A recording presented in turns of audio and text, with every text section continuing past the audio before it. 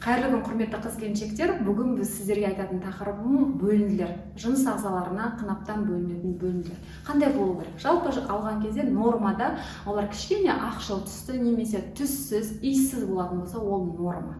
Өйткені бізде қалыпты жағдайда олар болу керек. Ал егер де оның түсі басқа түрлі түсте болатын болса, сары, жасыл, қызыл, қоңырқай болатын болса, жап-жасыл болатын болса, және де иістері қышқыл немесе сасық бір шіріген балықтың иісі сияқты иістер болатын болса, немесе қан аралас болатын болса, ол қалыпты емес. Ол кезде сіз міндетті түрде тексеруден өтуіңіз керек. Олардың себептері бірнеше болуы мүмкін. Мысалы, қызыл түсте болатын болса, ол эрозиядан болып жатуы мүмкін, жатыр мойын эрозиясынан болып жатуы мүмкін. Жасыл түсті немесе сары түсті болатын болса, сасық болатын болса, онда сізде қандай да бір вирустар, инфекциялар болуы мүмкін, қоздырғыш бактериялар болуы мүмкін. Сол себепті біріншіден сіз ешқайда бармай, біріншіден сіз гинекологыңызға баруыңыз керек, тексерілуіңіз керек. Мейлі сіз қыз болыңыз, тұрмысқа шықпаған қыз болыңыз, уже 16-дан асқан қыз болсаңыз, міндетті түрде өзіңіздің анаңызбен бірге тексеруден өтіңіз, немқұрайлы қарамаңыз. Ал егер де үлкен жастағы қыз-келіншек болатын болсаңыз, міндетті түрде гинекологтың бірінші тексеруінен өтесіз. Гинеколог сізді көру арқылы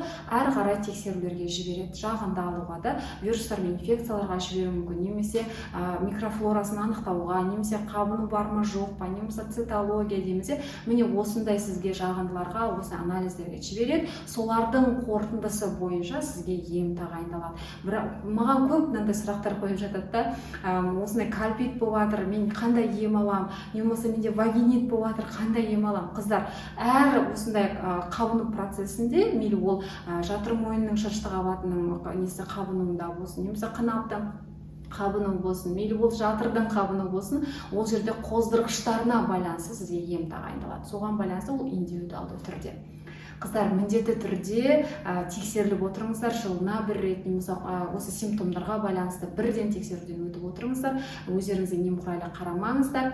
Егер де менің беріп жатқан ақпараттарым сізге ұнап жатса, лайк басып, комментарий жазып, сұрақтарыңызды қойып қойыңыздар, белсенді болыңыздар, міндетті түрде жауап беремін. Сонымен қатар Инстаграм, Телеграм, TikTok каналдарыма да жазып алыңыздар, өйткені ол жерде көптеген басқа да ақпараттарды, тегін ақпараттар сіздерге беретін боламын.